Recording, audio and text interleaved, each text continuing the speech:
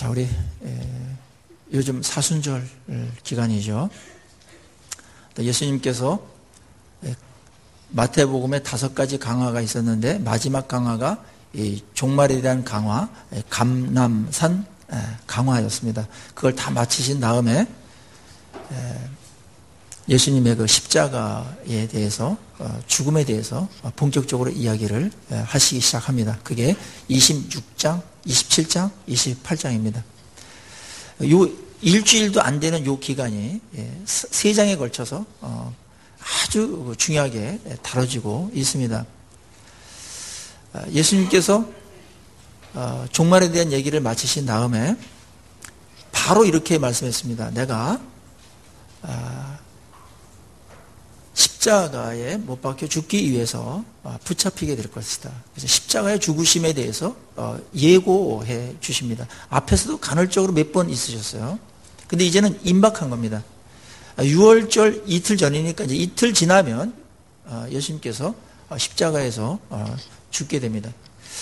예수님께서 제자들에게 이렇게 말한 것은 이제 상황이 예수님이 잡혀가지고 죽임 당하는 어떤 어쩔 수 없는 상황으로 가는 것이 아니고 이거는 하나님께서 섭리하신 하나님의 뜻이고 그래서 내가 그것을 피하거나 얼마든지 그것을 막을 수도 있지만 그런 것을 그 처참한 죽음을 내가 안 당할 수도 있지만 그것을 기꺼이 내가 수용하고 자원함으로 내가 십자가를 지러 간다. 이렇게 예수님께서 말씀하신 것입니다. 주님은 이 부분에 대해서 이렇게 말씀하신 것은 주님의 능력이 없어서가 아니고 이렇게 십자가를 지어서 다른 사람들을 구원해내는 게 이게 기독교다라는 겁니다. 우리 생각과 완전히 달라요. 주님이 그 정도의 능력이 있으시다면 그렇게 처참하고 비참하게 죽으시는 방법 이외에는 우리를 구원하실 수 없던 건가? 이제 이런 질문들이 우리에게 있을 수 있습니다. 기독교에서 예수를 믿는 사람들이 대부분 이런 질문들이죠. 주님도 좋고 나도 좋고 주님도 영광스럽고 나도 영광스럽게 하나님의 일 하면은 좋지 않냐? 나도 성공시켜가지고 막 뜨게 만들고 그럼 내가 뜬 상태에서 주님 이렇게 했다 하면은 더 멋있을 텐데 주님 왜 자꾸 우리 낮추시고 부인하게 만들고 그리고 아무것도 아닌 사람처럼 이렇게 해서 주님만을 의지하게 만드는 그쪽으로 우리를 몰고 가실까? 거기 이제 놀라운 지혜가 있고 비밀이 있는 겁니다. 인간의 생각하고 완전히 다른 게 이 십자가의 방법이거든요. 그래서 이거를 잘 이해를 못해요. 십자가는 굉장한 역설로 완전히 꾸며져 있습니다. 인간의 생각과 완전히 다르기 때문에 세상 방법과 완전히 거슬러 가기 때문에 기독교를 이해하기가 그렇게 쉽지 않습니다. 예수님께서 만약에 다 없애버리고 새로운 사람들을 막 창조해버리자. 이것들 이렇게 보여줘도 믿지도 않고 주인인 나도 몰라보고 죄나 짓고 아무리 말을 해도 변화되지도 않고 다 없애버리자. 그런 것도 하나의 대안일 수 있습니다. 왜 주님이 못하시겠습니까? 근데 주님이 그렇게 하지 않으셨어요. 그리고 자신이 죽는다는 겁니다. 예수님 자신이 죽으셔가지고 저들을 구원해내겠다는 것이고 변화시키겠다는 겁니다. 그거는 주님의 생각에 어떤 마음이 작용하고 있는 겁니까? 우리 인간이 얼마나 주님께 소중한 존재였는가를 이 발언을 통해서 우리는 확인하게 됩니다. 우리를 너무너무 소중한 자로 보시기 때문에 내가 죽어서 저희들을 구원할 가치가 있다 이렇게 여기는 겁니다. 이게 이제 십자가의 사랑이고 내가 십자가 지러 간다.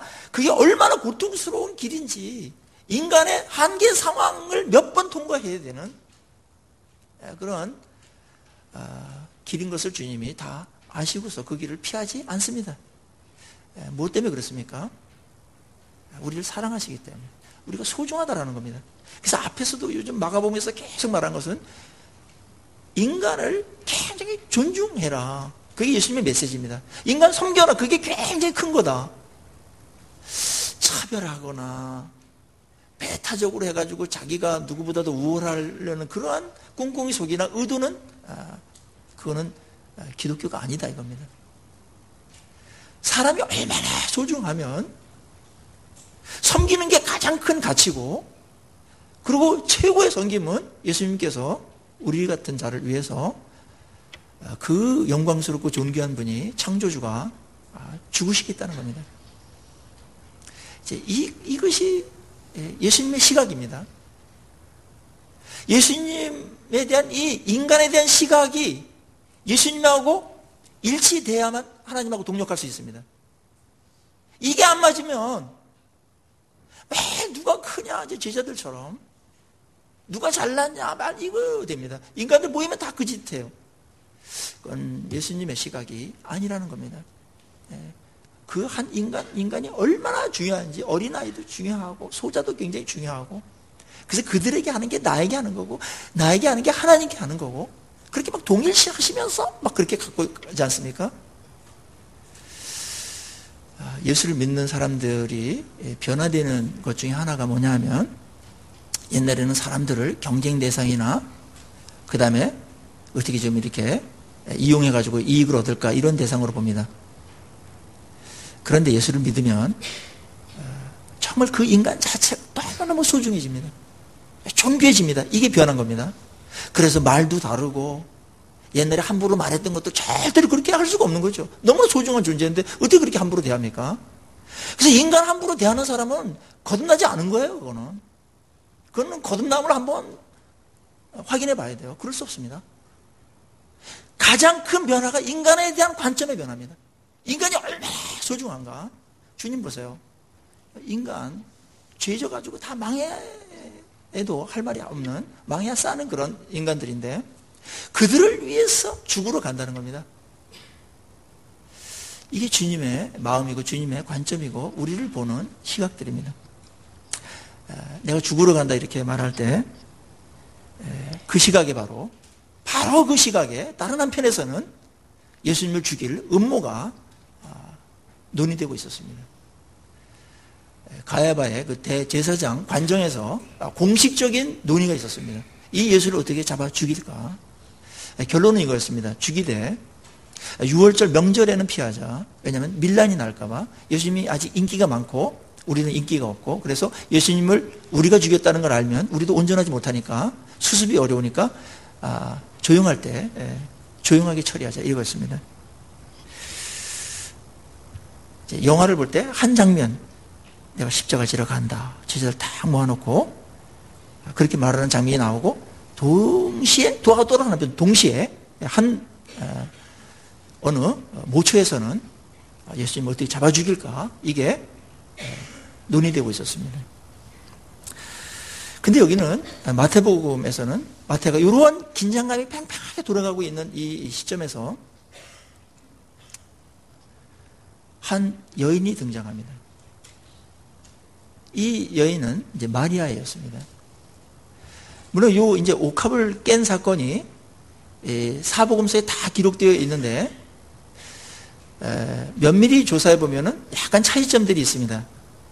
그 차이점은 뭐냐면은 아마 한 명이 사복음서에 다 한 것이 아니고 누가복음이나 이런 데는 다른 마리아 동시에 다른 마리아가 했을 것이다. 이제 이러한 해석이 더 설득력이 있습니다.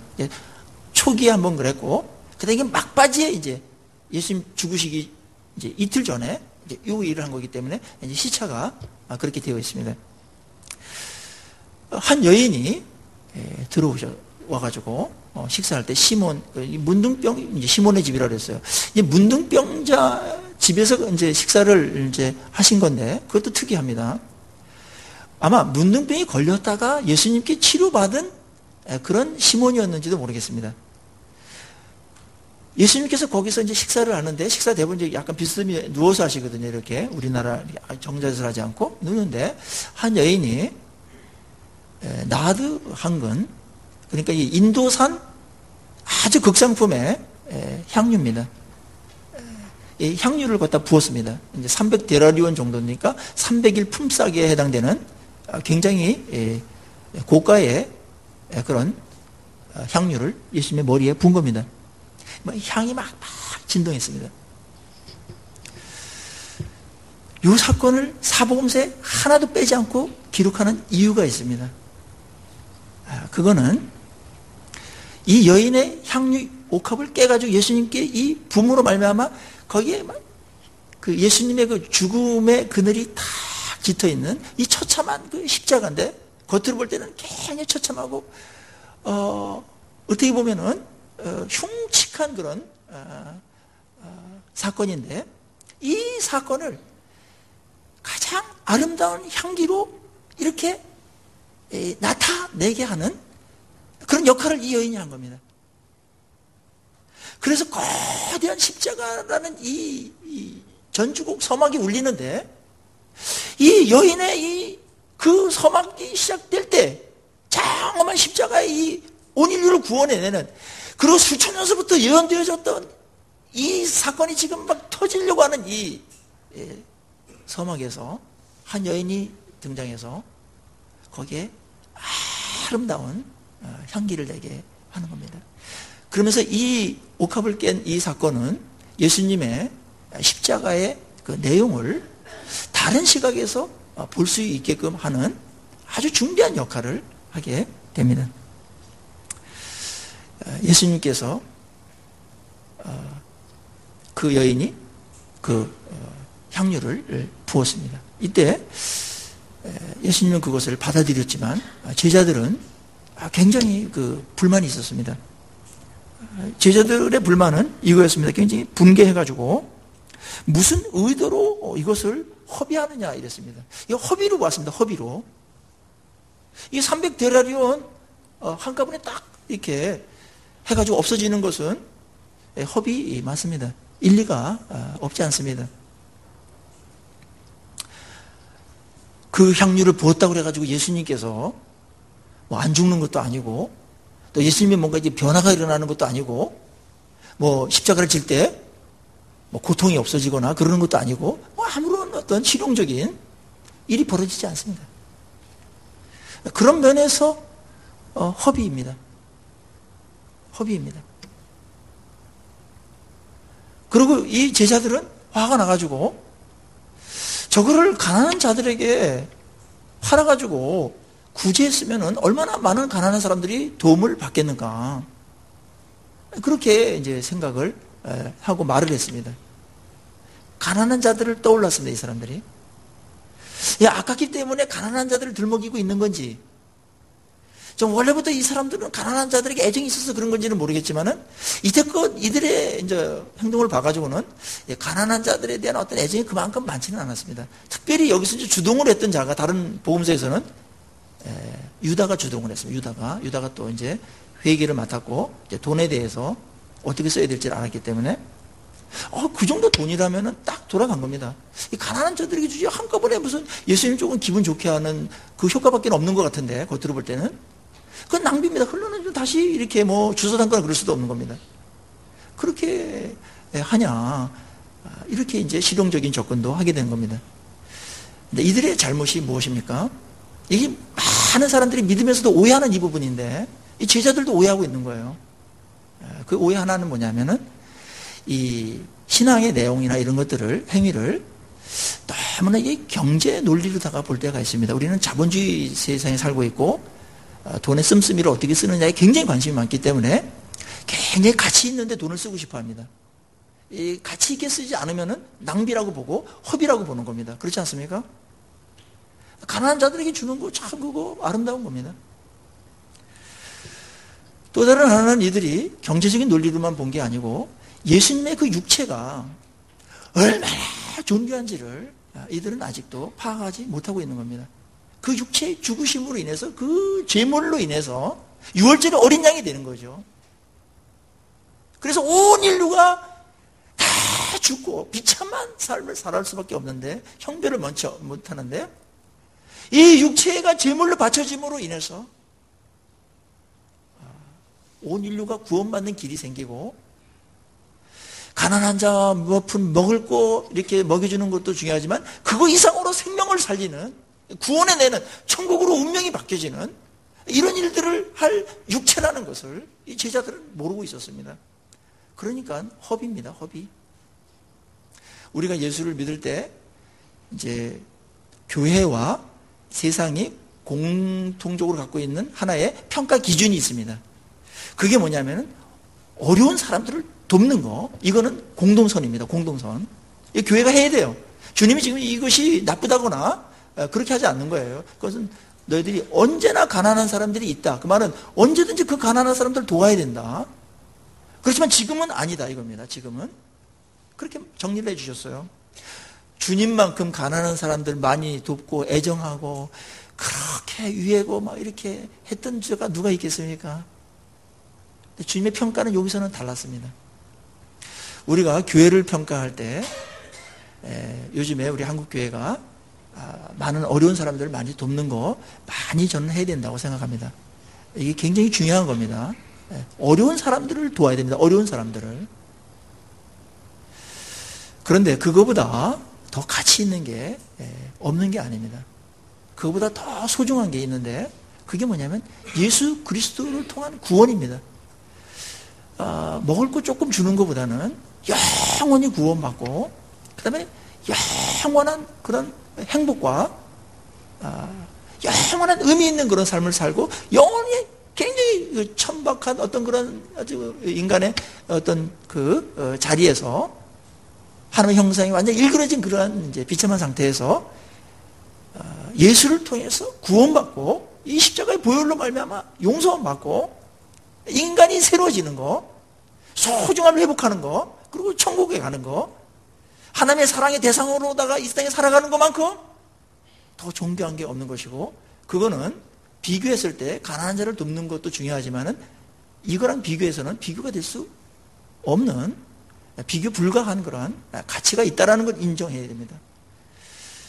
요즘도 이제 교회를 비판할 때 대부분 보면은 이제 사회 참여라든지 어떻게 이제 자선 사업을 많이 했냐 이거 갖고 하는데 그거 해야 됩니다. 이거 턱없이 부족합니다. 이것도 이거 해야 되지만은 그렇지만 예수님을 통해서 구원받게 하는 것은 더 소중하고 더 총체적인 섬김이고 위함이라는 거 그거 놓쳐서는 안 될 겁니다. 예수님은 그래서 이거 해야 된다. 가난한 거 해야 된다. 늘 해야 된다. 항상 있다. 너희들에게 기회가 늘 있다 해야 되고 그렇지만 지금은 더 중요한 일이 있다. 그렇게 본 겁니다. 그래서 예수님께서 그 제자들의 손을 들어주지 않았습니다.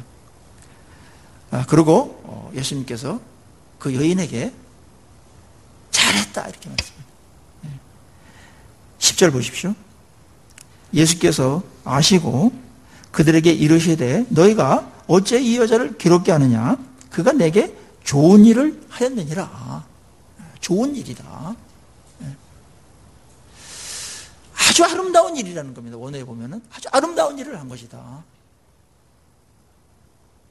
이게 굉장히 아름다운 겁니다. 세상 사람들은 이걸 잘 모릅니다. 예수님의 가치를 모르니까 이걸 모르는 거죠. 예수님은 그걸 모든 것들을 다 아시고 특별히 예수님은 어떤 분이냐면 무엇이 더 가치가 있는가도 정하는 분입니다.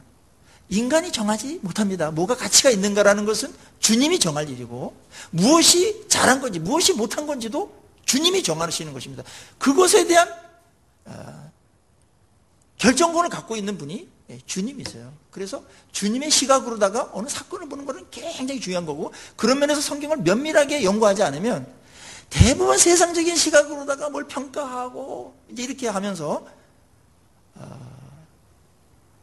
완전히 틀리지는 않는데 또 맞지도 않는 어중간한 그러한 평가를 하면서 살아갈 수가 있는 것이죠.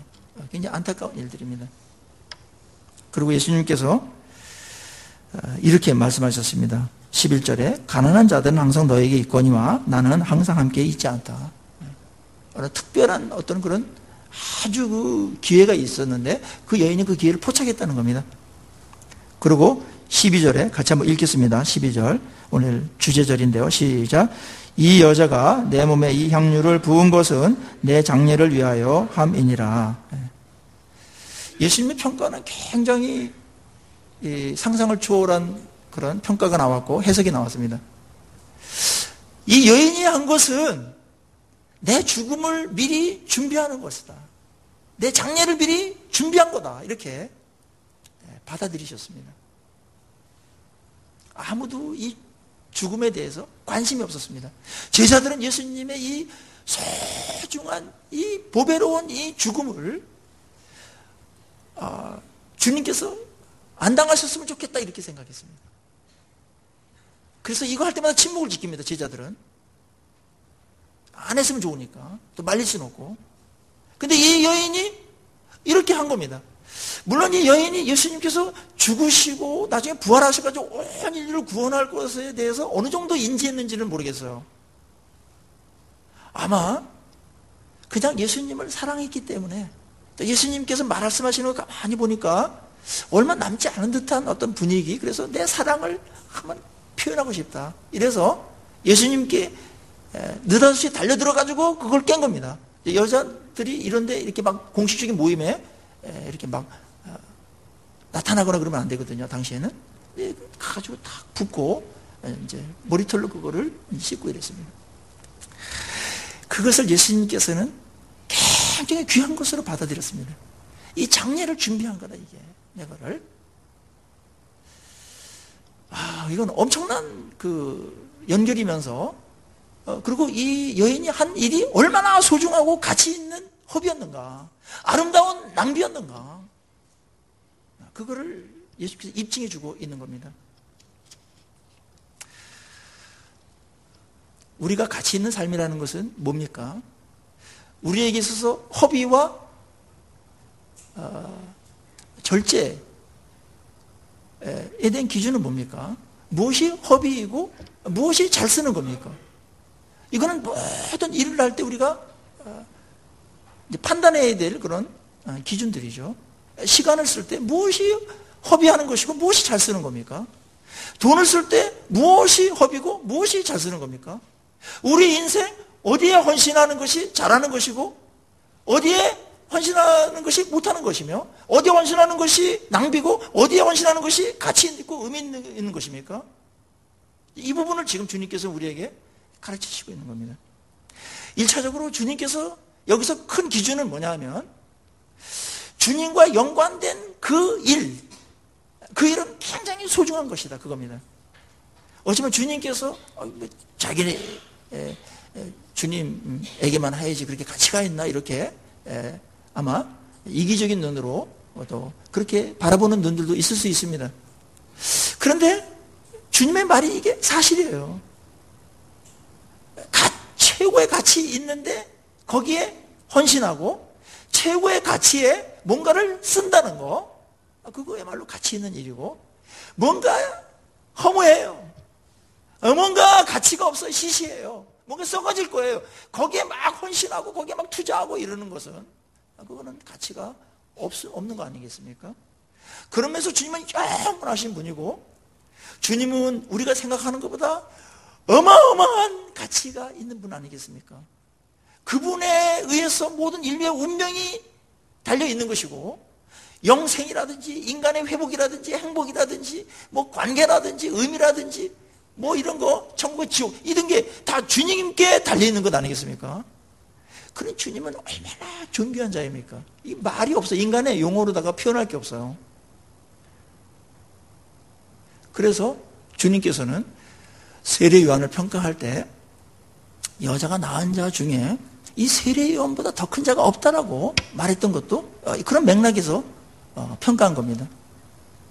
뭐 모세도 있고, 뭐 누구 있습니까? 아브라함도 있고, 뭐 또 구약의 큰 사람 누구예요? 엘리야, 뭐 엄청 다윗 뭐 다 있지만 그 사람보다도 이 세례 요한이 더 크다. 여자가 난 인류 중에서 세례 요한보다 지금 이 시점에서 큰 자 없다, 이렇게 잘라 말했어요. 그것은 바로 예수님을 직접 만나서 예수님의 길을 평탄케 하고 예수님의 그 십자가의 그 일을 적극적으로 도왔기 때문에 그런 겁니다. 예수님과 관련되어 있기 때문에 그런 겁니다. 그것은 온 인류와 관계가 있는 거거든요. 그것은 이 생명이 가장 큰 가치가 있는 거기 때문에, 예수님께서 그 모든 것들을 다 주관하시는 분이기 때문에 예수님을 돕고 예수님을 위해서 뭔가를 한다는 거, 그거는 피조물로서 가장 큰 가치가 있다는 겁니다. 저도 이제 어떨 때 보면은 이 경제 논리를 볼 때, 진짜 아깝다. 이거 갖고 다른 거 얼마든지 할 수 있는데, 이 생각이 탁 지나갑니다. 그런데 가만히 들여다보면은, 그게 아닙니다. 다른 거 해봤자, 뭐 조금 뭐 합니다. 그리고 일시적입니다. 근데 이거는 영원한 겁니다. 그리고 한번 때우는 정도가 아니고 완전히 바꾸는 겁니다. 예수님의 육체입니다. 그거를 이 여인이 준비한 겁니다. 얼마나 가치가 있습니까? 우리 인생 주님 안에서 가치 있게 쓰는 것은 무엇인지 강력하게 도전을 받게 됩니다. 이거 갖고서 경제적으로 뭐하고 이런 것도 중요하지만은 더 중요한 게 있다. 더 위에 있는 가치가 있다. 이 가치를 봐야 됩니다. 이 가치를 볼 때 가치관이 바뀌는 거거든요. 이 가치관의 싸움입니다. 영적인 전쟁은. 실제적으로 보면 가치관의 싸움이고, 인간은 어쩔 수 없이 가장 가치가 있다라는데 헌신할 수밖에 없습니다. 굉장히 이거는 가치가 있고 이거는 가치가 별로 없는데, 이 가치가 없는 것에 계속 이 헌신하라고 그러면 가치관이 안 바뀌었는데 이 가치가 없는 것 같아요. 그러면은 헌신하긴 하지만은 왔다 갔다 합니다. 빌려주는 헌신하게 됩니다. 결국은 자기가 가치 있는 일에 몰두하게 되고 가치 있는 일에 헌신하게 돼 있어요. 사람은 어쩔 수 없습니다. 이건 못 막아요. 그래서 우리가 예수님께 헌신한다. 이거는 하나님 나라에 헌신한다. 그거는 단순한 종교적인 어떠한 이렇게 푸시라든지 그런 거 갖고 되는 게 아닙니다. 진짜 예수 그리스도가 얼마나 존귀한 자를 깨달아야 됩니다. 하나님 나라가 얼마나 존귀한지를 깨달을 때 다른 것들이 좀 시시해지면서 이거네 이러면서 거기에 헌신하게 되는 겁니다. 말려도 헌신하고 두드러 맞아도 헌신하고 핍박받고 다른 세상 것들이 다 망하고 다 쫓겨가면서도 그거 하는 겁니다. 사람이 변했다라는 것은 단순히 무슨 조금 이렇게 순해졌다든지 성질이 조금 좋아졌다든지 그거를 말하지 않습니다. 바로 이 가치가 변해야지 변하는 겁니다. 사람에게 좀 잘해줘라, 사람 사랑하다, 서로 친절하자, 섬기자, 그렇게 해가지고는 약간의 변화밖에는 나타나지 않습니다. 근본적인 변화는 뭡니까? 가치관이 변하는 겁니다. 인간이 얼마나 소중한가, 인간이 얼마나 소중한가. 예수님의 시각으로 인간을 볼 때 어디 함부로 대합니까? 어디 인간을 함부로 대합니까? 인간을 함부로 대하는 사람은 예수님 얼굴에 침을 뱉는 거예요. 그게 죄인 줄 모르더라고. 조금 가졌다고 거들먹대고 조금 안다고 무시하고 이런 것들 다 쓰레기입니다. 쓰레기. 배설물처럼 여겨야 됩니다. 그건 기독교가 아니고 십자가에 반하는 거거든요. 그건 뭔지 모르고 살아가는 겁니다. 세상은 다 그겁니다.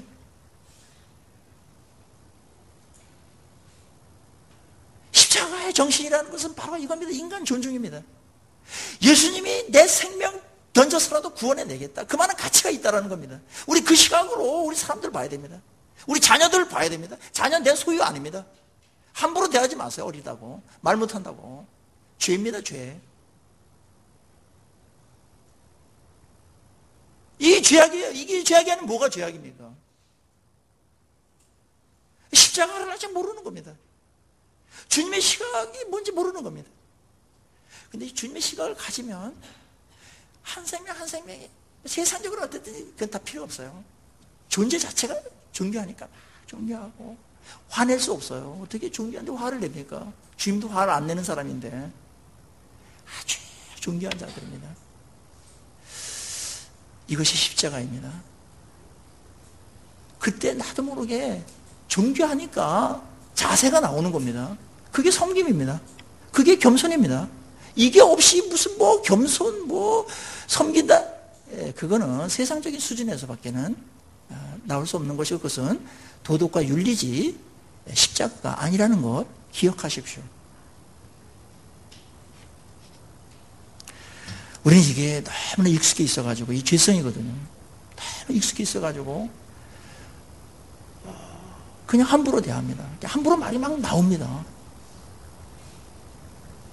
십자가를 꼭 기억하십시오. 얼마나 소중하게 여겼으면 주님께서 내 생명 그렇게 막 엄청난 희생과 고통을 당하더라도 이 생명 한 생명 내가 구원해내야 되겠다.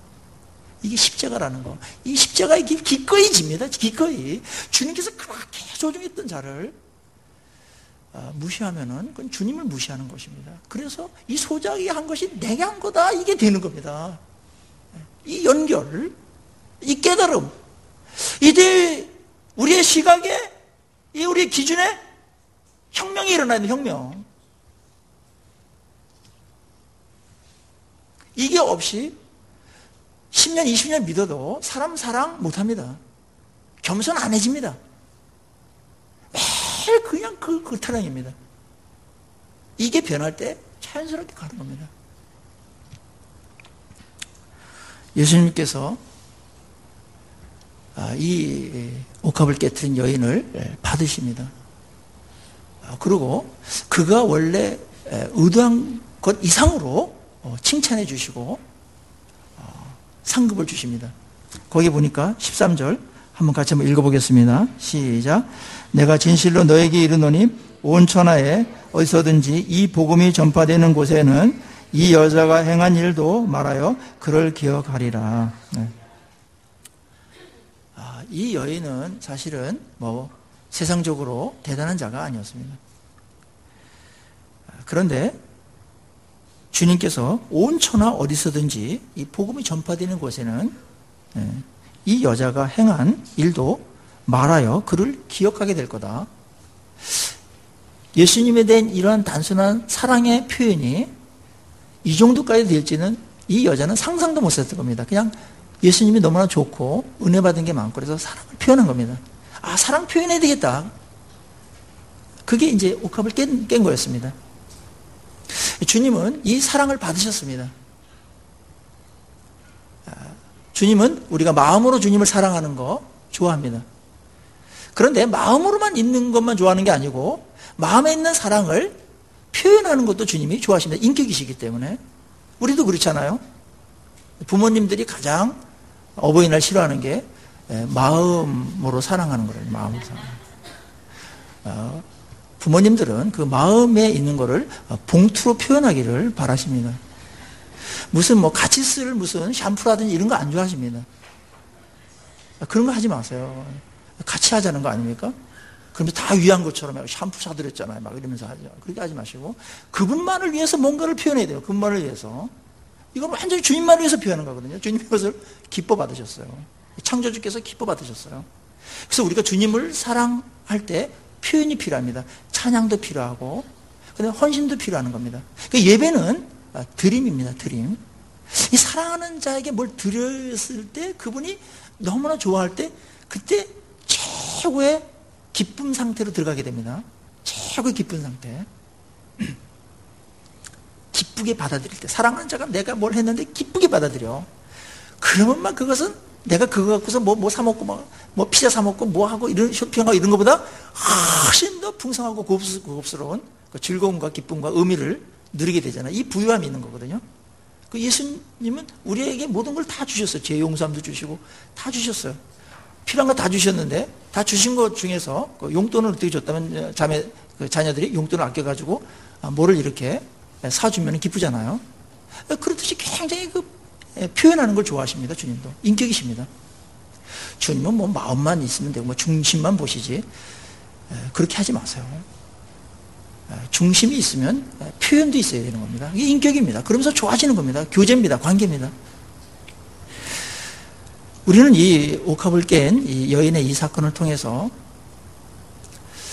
우리는 무엇으로 주님의 사랑을 표현할까 생각하셔야 됩니다.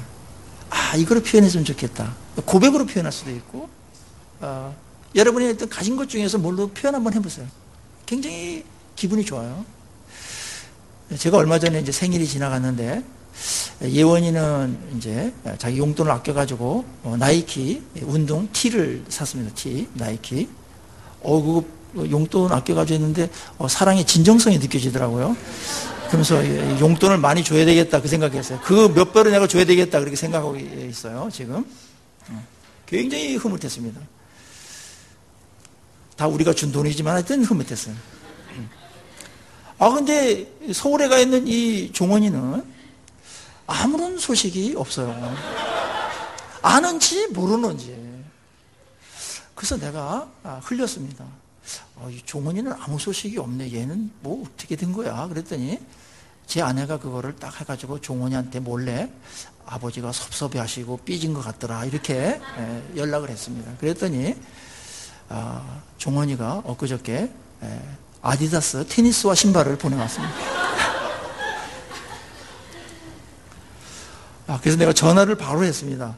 야, 그 효도에 대한 진정성이 약간 느껴진다. 내가 그렇게 말했습니다.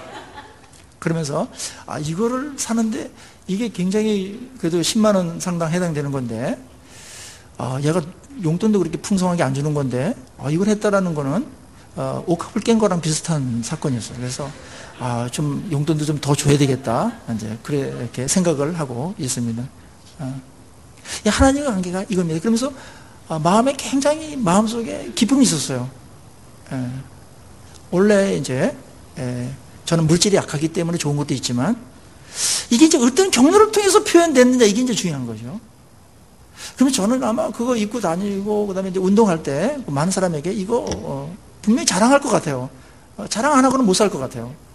이거 딸이 해준 거고 이 신발은 아들이 사준 거다. 이러면서 아마 날아다닐 것 같습니다. 이제 하나님이 작은 거지만 사랑으로 표현할 때 하나님 너무너무 기뻐하십니다. 우리 작은 찬양, 그 다음에 주님을 위해서 뭔가 하려고 하는 거 주님에게 별 도움이 되진 않아요. 그게. 근데 주님이 그걸 사랑의 관계이기 때문에 귀하게 보는 겁니다. 귀하게 여기는 겁니다. 이게 있어야 됩니다. 이게 있어야 사랑의 관계가 되는 것이고 굉장히 풍성해지는 겁니다. 주님이 왜 이것을 받아들이시고 이거는 것들을 어떻게 보면은 바라시는가? 예? 어떻게 보면 이거를 원하시는가? 그거는 말입니다. 이겁니다. 주님은 우리를 사랑하시기 때문에 그 사랑을 어떻게 표현했냐면은 진짜 우리에게 도움이 되도록 하기 위해 가지고 자기의 옥합을 깨셨어요. 깨실 준비를 이미 마음의 준비를 했어요. 자신의 옥합이 뭡니까? 육체를 깨는 겁니다. 육체를. 내 육체를 부스러뜨려서라도 저희들 구원해내야 되겠다. 그게 내가 십자가를 지러 간다 이겁니다. 얼마나 사랑하고 소중했으면 다짐하면서 갑니다. 그 어려운 길입니다. 피하고 싶습니다. 그런데 내 육체를 깨겠다. 내 육체라는 이 옥합을 깨서 보혈의 피가 흘려져서 저들의 삶을 완전히 존귀하게 만들고 말겠다. 이게 십자가의 죽음입니다. 주님이 우리에게 그렇게 자기의 몸을 깨서 보혈을 흘림으로 인해서 우리를 구원해내시고 우리를 향기롭게 만드시고 이 기름 부었다라는 것은 굉장히 존귀한 자가 된다는 거거든요.